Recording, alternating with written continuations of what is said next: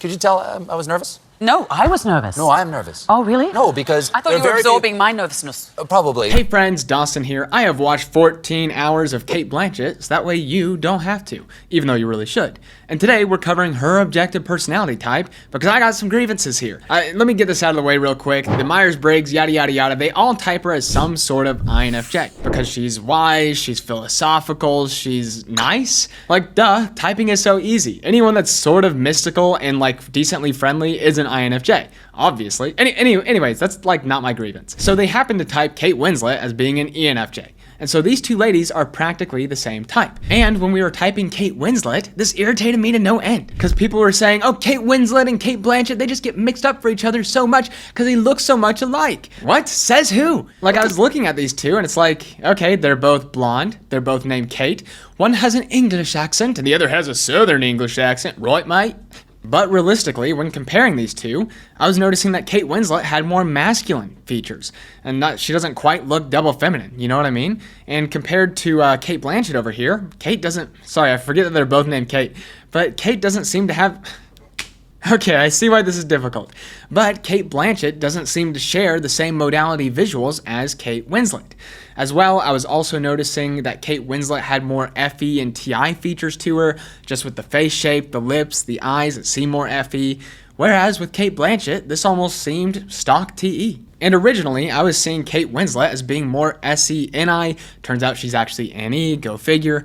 But with Cate Blanchett, I was kind of noticing with some of her features, especially kind of her eyes, she looks a little bit more SI and NE, or at least from the hundreds of eyes that I have seen, so that's just kind of my visual bias going into this. But I was kind of looking at these two and I was like, they just don't look anything alike. Like, does anyone else see this? And go figure, they only have like 2 coins in common, you know, out of the 184 million coins that we have now. So they look nothing alike, okay, I'm done, I swear. So now for some context, Madame Blanchett is going to be a middle of the road level of typing.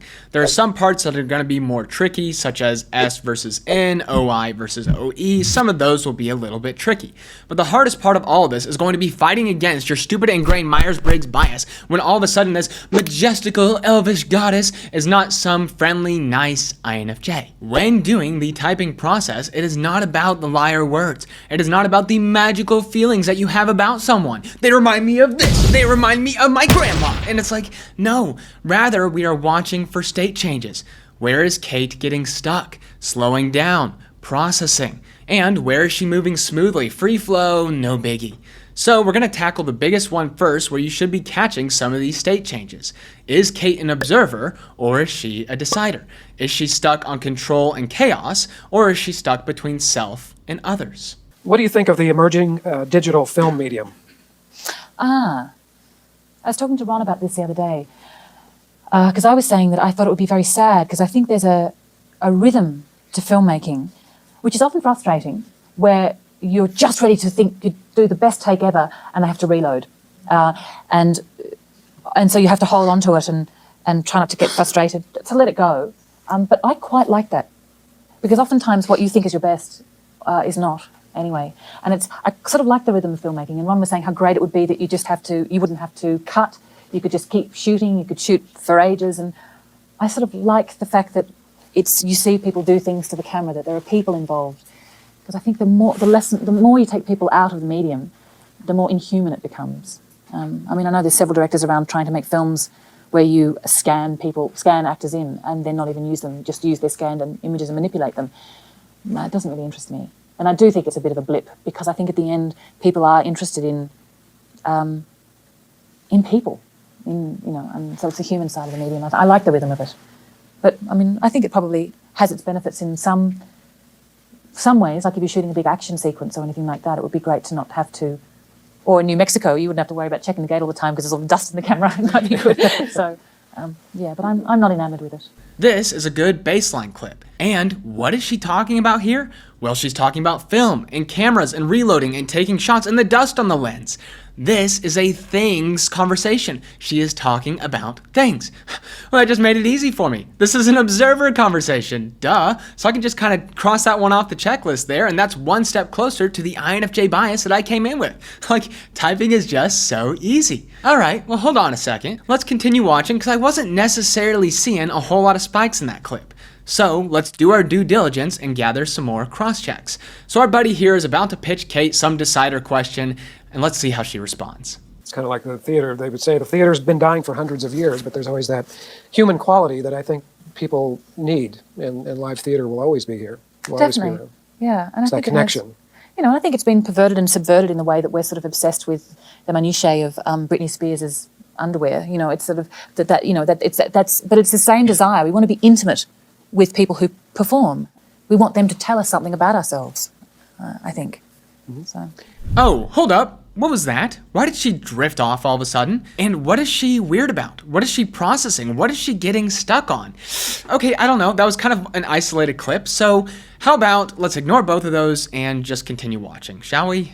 I don't like to muddy projects with putting my hands all over them.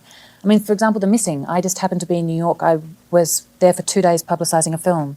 And my agent called and said, Ron's in town and wants to meet you. And I said, sure. And I'd never met him before. And he had this Western he was doing. And it was just, I happened to be in town. And that's how this all came about. And I love that. I love I'm lying. I'd love to know what's coming next. It's very unsettling not knowing what your year's going to be. But as I'm sure most of you know. But I don't like to, I never covet roles. I don't say, I must play Lady Macbeth. Because it completely depends on who else is involved in the production, where it's going to be, what the concept is. It's not, I don't like to think of anything as, I don't like life to be too constructive. I like the chance of it all.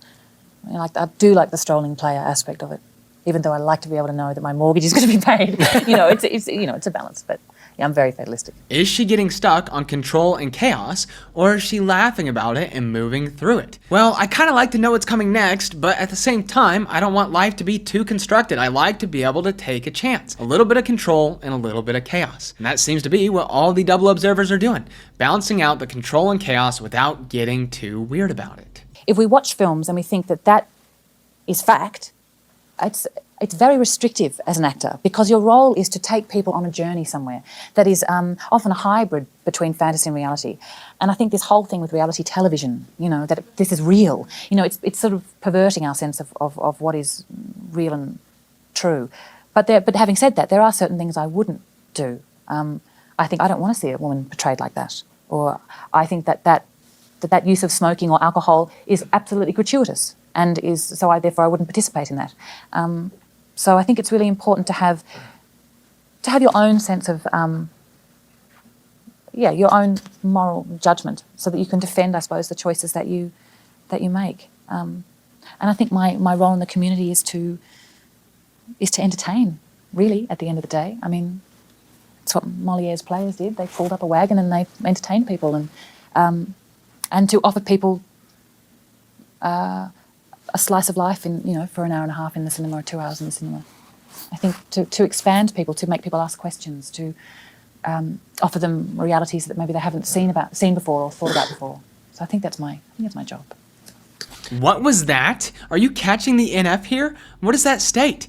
Films, cameras, control and chaos, whatever. But all of a sudden, she's gazing downward, her shoulders are slouching, she's less secure, her voice softens, she's trailing off. And what is she talking about here? My role, my choices, my values and moral compass. This is identity and decisions talk. She is getting weird with self and others, and she is relatively calm with control and chaos. And what is that one communication rule, the 7-38-55? That all communication is made up of 7% words, 38% tone, and then 55% body language. So if you are only listening to her words, you are missing 93% of what Cate is saying. If you took a transcript and saw everything that came out of her mouth, you would still miss most of the conversation. What is important to her? What really matters? What is she insecure about? Where is she having problems? That is coming through tone and state, as we just saw. And this is what you should be tracking in the typing process. And it's a lesson I'm trying to get into my own stupid head. So Cate is going to be speaking in identity talk, which makes her either an IP or an EJ. So we need to pay attention to these stories. If she is an IP, she's going to have a better sense of who she is. These are my values, my truth. I'm going my own way. I'm better than the tribe. I'm allowed. Or if she's an EJ, the tribe is going to be above her, they're going to be up on a pedestal, and I've lost my sense of identity and I'm not allowed. So we need to be paying attention to these stories. So which one best fits Cate? And your voice and your presence and your, I guess, embodiment is so different in every single one and so full that I didn't know who you were. Oh, well, look, you're asking me that question. No, I can't possibly answer I that don't question. have a question for you. Oh, okay, that's sorry, it, so it's over? I don't have a, you can I can leave. go now? You're free, you can leave on your own accord. I was wondering a little bit about your process. That's what I'm interested in. I like talking to people about practicing. I like talking to people Thank about... God, I thought you were going to ask me who I was. Oh, Jesus Christ. No, I couldn't Is possibly answer that one. Or could you possibly ever know? No, You know what I mean? well, exactly. I mean, there's this sense, and I do think, God, people Kate, who no, have for God's not sake. been invited to the conversation to even be at the table to be even just start to begin to understand who they are. I think working out what one's identity is a lifelong, very fluid process. It depends on the role you play. I mean, sometimes your function in a screenplay, in a theatrical play or whatever is a very fixed purpose. And so your character's identity needs to be very fixed in order to serve the whole piece.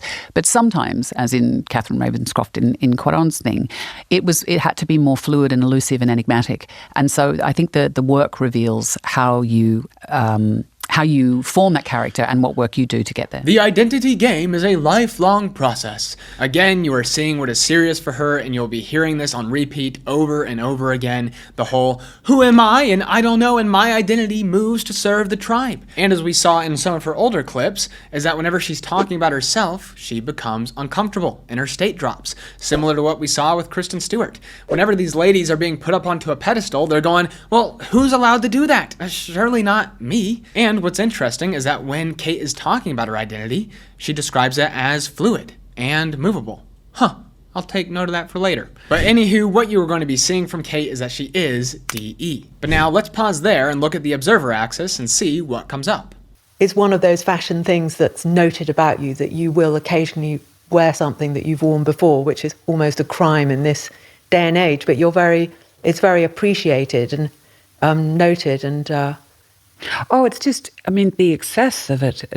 There's a sense too when you have a public profile, I guess, is that something that you wear in public for an event or something public, it can become a bit like a uniform that Cate Blanchett wears or whatever your name happens to be.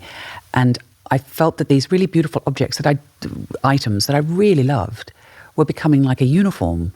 And I thought I just wanted to wear them more so that I could feel that they were mine, that I wasn't becoming something other than who I was. You know, I mean, there is a certain skin or armature that you want to put on in order to often endure being in the public if it's not a space that you necessarily feel comfortable in, which I don't always. But that said, it just felt like these things were... I wanted to either bring them into my everyday life or wear them again to claim them, I guess. Again, with the whole who I was talk that you'll be hearing on repeat. But why is Cate being caught wearing the same outfits?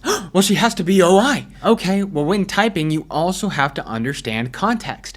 Hollywood is a very OE game. There are new roles, there are new opportunities, everything changes on a whim, so every actor is going to be going along and excited about Hollywood change regardless of their type. I remember when we were typing Tamara Mowry, she changed outfits like 3 times for her wedding. And I was like, oh, duh, she's an ESFP, so of course she's changing out the sensor constantly. Like, okay, well, that's an anecdote that I'll just throw into the bank for later. But then all of a sudden, down the road, we're typing Olympian Ilona Maher. And she's at some kind of press event, and she changes outfits 3 times. But she's OI. How is that possible? Well, what game are you playing here? Oh, well, you're getting photos taken. And so if you're wearing the same outfit, well, everyone's got all the media and press that they need, so you're no longer a hot item. So if you change outfits, you gotta freshen it up so that way you're back in the spotlight, you have more media, you have more attention, you have more press, and that way your name gets out there. That's just part of the Hollywood game. And so it doesn't make you OE or OI for playing the celebrity game, but you do have to know what game you're playing and how people are moving according to those roles. But it does kind of raise the question, why is Cate, one of the highest grossing actors, sticking to the same wardrobe? Well, I went to a girls' school with a uniform for high school, and so it was obviously it's the way you wore the uniform. And so there was a girl in a year above me who just all of a sudden started wearing her skirt, her winter skirt, incredibly long. So it wasn't. We were all wearing the same uniform, but it was how she wore it. And she wore her socks pulled right up. So it was the antithesis of the way that everyone else was wearing the uniform, and I thought that was so cool. Oh, And she started doing her summer uniform up with the top button done up, and we had a star that was the emblem of our school, and she didn't put the star on her blazer, she put it up there as a brooch, and I just thought I thought she was deeply cool. Couldn't tell you her name or where she is now, but I thought that, and so I just did exactly the same thing. So we saw in the first clip that she's talking about uniforms, that it's personal. This one's Kate's uniform, so that way she can claim it as her own and for her identity. And now she's talking about uniforms again, and this one's personalized and specific, and that one's her uniform, and this one's my uniform. Like, why are we getting so specific about the clothing here? This seems to be the SI structure, the same personal features that create your uniform. And it does seem that the uniform talk will cluster with those with SI. The same specific sensor routine, in a sense, you know what I mean? And but with Cate, she doesn't really seem bothered by the uniforms. Whereas with all the NEs, all of them are bothered by the labels, the missing data, and the uniforms. I don't believe in honors.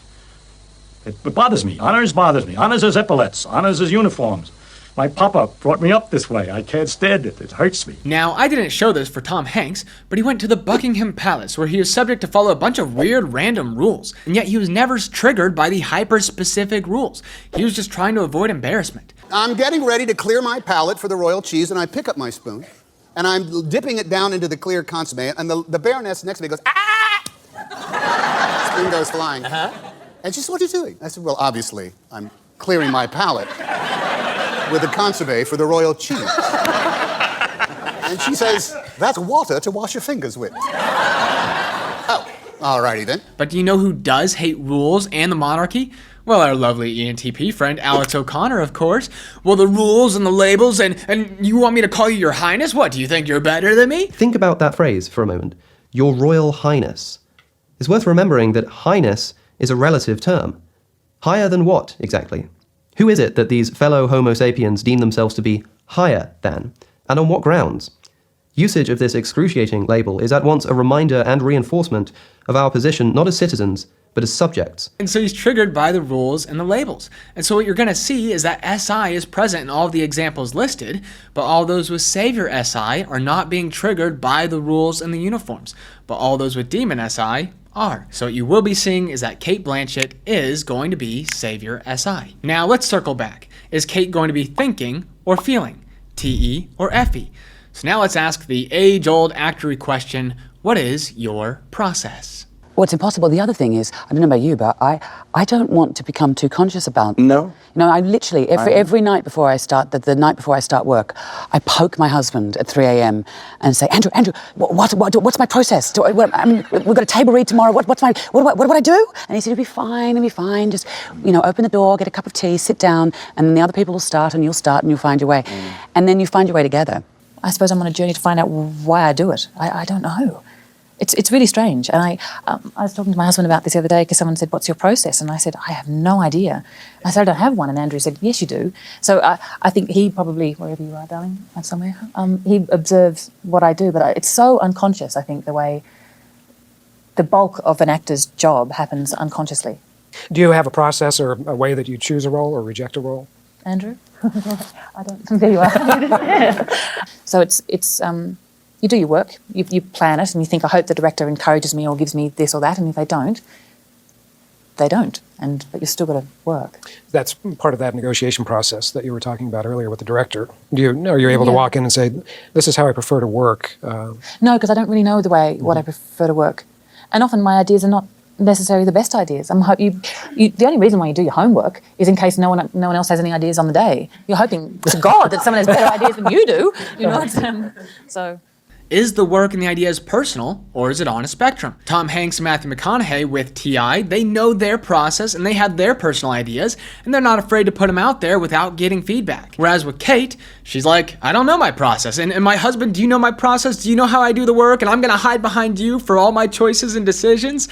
And then she's looking out at everyone else and going, you just hope that someone else has better ideas than you do. And from earlier, whenever we saw Cate drift into a weird state, she was talking about her values and her personal morals moral compass.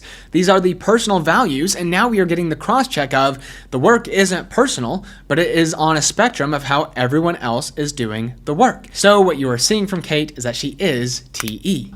Yes, so Cate Blanchett is an ESTJ. TE and SI automatically makes her blast over consume. You're going to be seeing that she does a lot of learning by doing, and you will see her give little lessons here and there. Like I noticed, I caught her in an interview, and she dodged a question about why she does her work, and then later on she gave a lesson on that same thing, and she caught herself doing it. It's like, what? I mean, that's your responsibility. And I think that, yes, you might get your foot in the door, but is it a door that you really want to go through? So I think it's the question you have to say is, why am I really, I don't know. You asked me this question. I'm telling you to answer a question I can't even answer myself. And then sleep. She has an awareness of her energy, and she's able to put on the brakes. Do you have a physical routine that you go through to stay ready for the roles that you're playing? Is there something you do in between projects? Sleep. To keep yourself in tune? Oh, you mean when I'm not working? When you're not working or when you're working?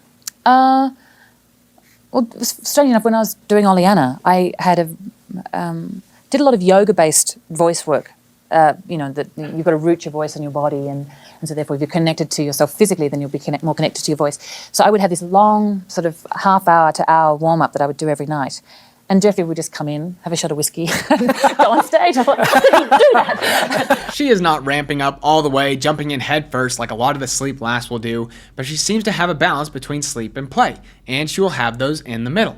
And allegedly, Cate has said it best. You've described yourself as part wallflower, part extroversion. Oh, have I? Yeah, I guess I am. Yeah. I mean, aren't we all? I mean, to some degree. But it depends on the circumstance, I guess, doesn't it? And yes, she's going to be part wallflower and part extrovert, middle of the road with the most introverted extrovert stack. So Cate Blanchett is a standard ESTJ with a movable identity at the bottom.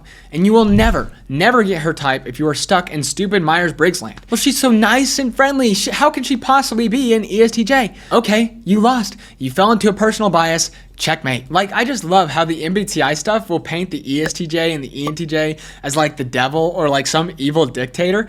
Oh yes, this celebrity is not an evil narcissist, so they can't be an ENTJ.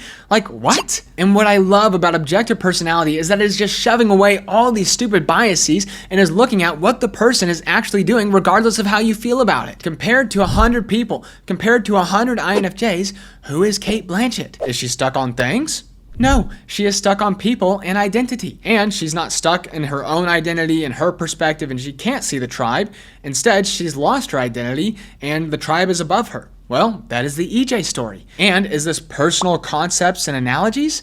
No, this is personal details, clothing, and uniforms. Well, is this tribe values on a spectrum and personal process? No, this is work and ideas on the spectrum and a personal moral compass. And yet, the brain rejects that because there's just no way that she is a nasty, mean ESTJ. Well, because my imagination says so, that's why. And what I love is that the data, when it comes in, is that maybe 1 in 10 ESTJ is a Gordon Ramsay intense level of bossy, shovey, do as I say kind of attitude. Is there anything today that I ate that wasn't microwaved? You donut. Of course you don't put a fucking... it wasn't. Whereas the other 90%, well, do you like me and you're better than me and you and them and they and who am I and I'm not allowed, this insecure nature, you know what I'm saying? And I just love how this flips the stereotype on its head completely, and it's completely different from what the MBTI nonsense says. Now, real quick on her social, Cate kind of has this elegant air about her. And so originally I thought that she was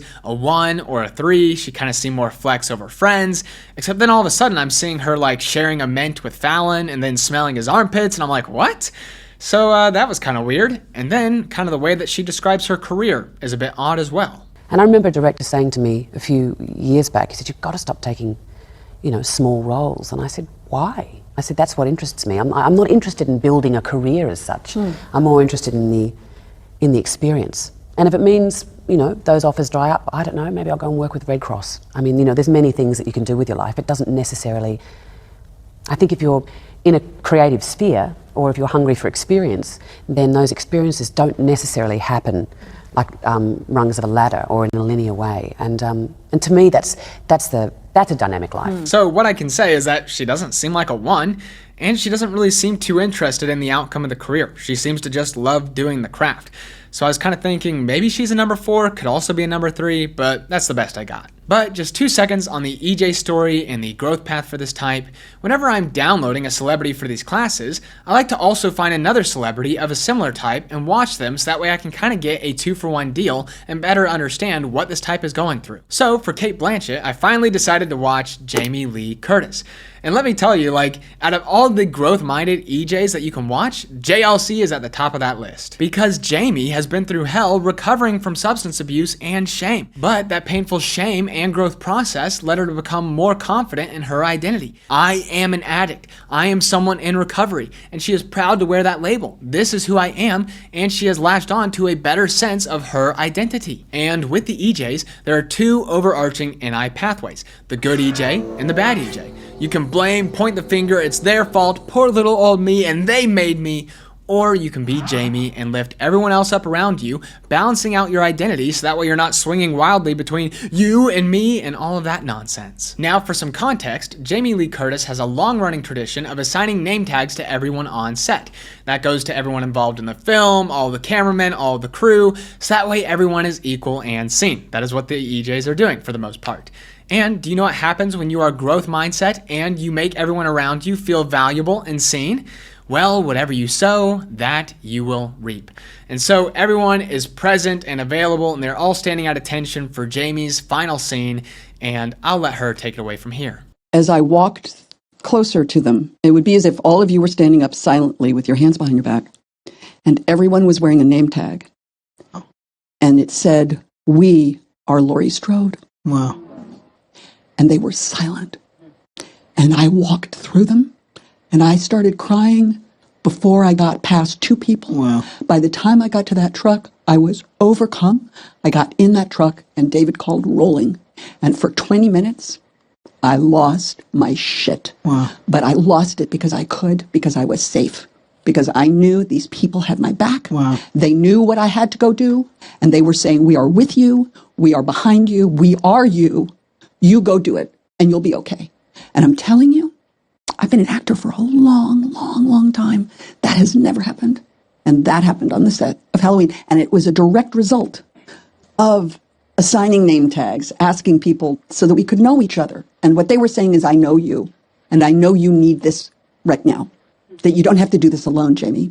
And it was, without question, the most moving moment for me on a movie set ever, will ever be. Now, this isn't just the EJ story, but when you are a giver, and you give, and you give, and you give, eventually, you don't have to ask. The tribe will shower you. And this is one amazing EJ growth path. Build your identity, a solid foundation of who you are. And all I'm asking for is just 10%. But don't stop being an amazing EJ. Seeing the tribe as your system is designed to do. Like on a small scale, I'm starting to see the influence and the impact that a good EJ has on the tribe. The ability to move and to rally them because they see them. When you fight for the little guy wants to be on your side. And at the same time, it is kind of weird when an EJ does see you. It's like, hey, why are you paying so much attention to me and to my story? And as much as that's weird and uncomfortable for me, at the same time, I kind of respect it. Because I'm going, hey, you're kind of doing something that I have a lot of trouble doing. And as a selfish IP, I am looking out at some of these amazing tribe members like Jamie Lee Curtis and like Ed Milet, and I'm going, how can I be more like them? How can I strengthen that tribe muscle to better see the tribe the way they do? And I don't want to stop at just 10%. I want to go 20, 25, 30% on that tribe muscle so that I can be more like these amazing people that I'm looking up to. But in order for me to do that and to get to the level that they are with their growth mindset and all that they've been through, it's going to take me decades. But it starts by learning these stories. The hero's journey, growth mindset hitting you in the head over and over again. And it's by watching and downloading these people who you look up to and want to be more like in life. And on a small scale, that includes Cate Blanchett. And she might not be a Jamie Lee Curtis, but she is beloved by everyone. And she's not scared or blaming the tribe. So that's another one I'm throwing into my EJ bag. Get in there! Anywho, I hope that you enjoyed. Let me know who you'd like to see next, who's not another annoying EJ, and I'll catch you later. We've got the moment when you realise what is going on. This is a cast. There they are. They introduce Cate Blanchett.